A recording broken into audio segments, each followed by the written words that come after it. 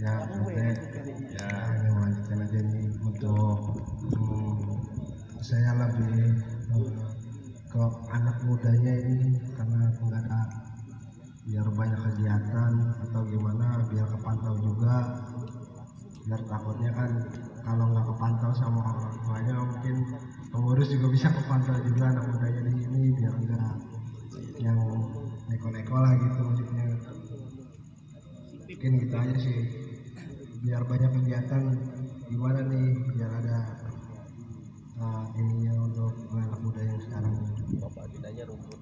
Sudah cukup. Nah, ya memang saya beberapa masukan dari para warga termasuk ibu-ibu juga mengharapkan agar ada pemberdayaan untuk anak-anak muda kita daripada nongkrong-nongkrong keluar perumahan tahunya tawuran jadi korban begal jadi korban tawuran ini alangkah sesuatu yang mubazir. Maka sebetulnya berangkat dari keprihatinan itulah saya tercetus ingin membuat lapangan sepak bola dan tempat bermain warga kita.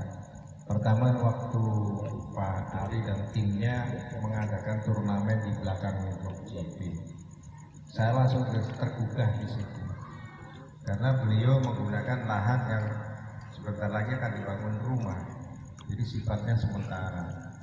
Anak-anak lagi rajin latihan, tiba-tiba tanahnya diuruk dibangun rumah, hilang lagi kesempatan untuk berpotensi di bidang olahraga.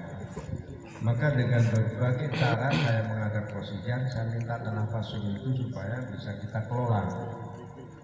Dengan awalnya anggapan itu mustahil Pak, akan kita uruk. Kita sudah kalkulasi sekitar 90 jam untuk menguruk. Kalau diuangkan, kalau kita menggunakan harga cormen sekitar 41 juta. Kalau harga tanahnya saja, kita tanah itu kan 300 sekian. Itu sekitar 31 juta Pak anggaran menguruknya saja. Tapi saya punya semangat, punya optimis, pasti kita bisa kalau kita gotong royong. Pertama kita menggunakan anggaran-anggaran yang memang sudah ada di kepengurusan, tetapi anggaran ini tidak mengganggu kas kita. Ternyata alhamdulillah ada, walaupun kita progres baru 2 langkah, baru setahap 2 tahap. Nah ke depan, manakala kita nanti menemukan donatur, bisa Pak. Nggak ada yang nggak bisa, pasti bisa. Kalau kita bergotong royong, insya Allah pasti bisa. Bisa kita uruk menggunakan dana donatur, tiba-tiba ada donatur. Dan itu ketika waktu saya minta tanah itu, Posisian siap menguruk. Kita warga hanya nguruk 80 cm, nanti 20 cm-nya Posisian akan tutup dengan tanah merah. Itu janji dia ke saya. Maka kita awali dulu nguruk itu. Saya optimis itu bisa kita uruk Pak. Kalau di situ sudah ada lapangan Pak, bisa untuk main bola, bulu tangkis, untuk acara hajatan-hajatan warga misalnya, untuk aula misalkan pertemuan warga, barangkali kalau dari peluru dari cor semua bisa juga untuk parkir disewakan atau bagaimana gitu, atau misalnya ada kegiatan bazar yang punya UMKM di sini bisa ikut partisipasi dagang di situ kan nambah penghasilan. Itu lapangan serbaguna. Nanti saya berpikir itu selain nanti lapangan yang kita keraskan untuk lapangan bola, kegiatan anak-anak muda, remaja sampai bapak-bapak, kita juga ada lapangan yang khusus anak-anak balita. Mungkin di situ dikasih ayunan, perosotan gitu. Dan kedepannya kalau memang ada budgetnya bisa juga dibangun balai warga di situ. Nah jadi menyambung tadi yang disampaikan Pak Ari, memanfaatkan anak-anak muda kita ini supaya berprestasi bisa dengan jalur olahraga.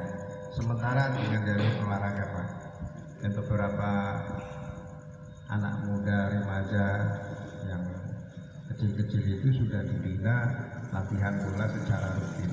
Daripada dia main gadget di rumah, daripada dia nongkrong-nongkrong di depan nggak karuan, kalau sudah ada lapangannya kan bisa Pak di situ.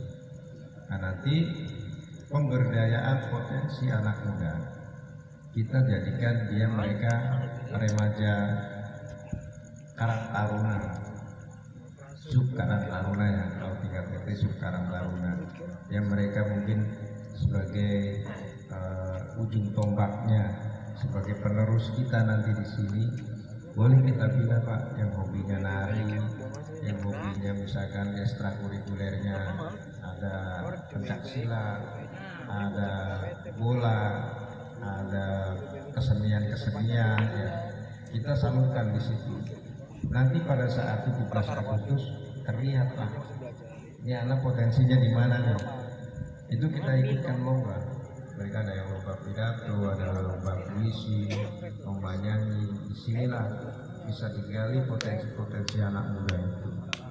Nah, tentunya saya dengan tim nanti dari pengurus pemuda dan olahraga di kepengurusan RT, kita akan bentuk anak-anak muda kita itu kegiatan positif.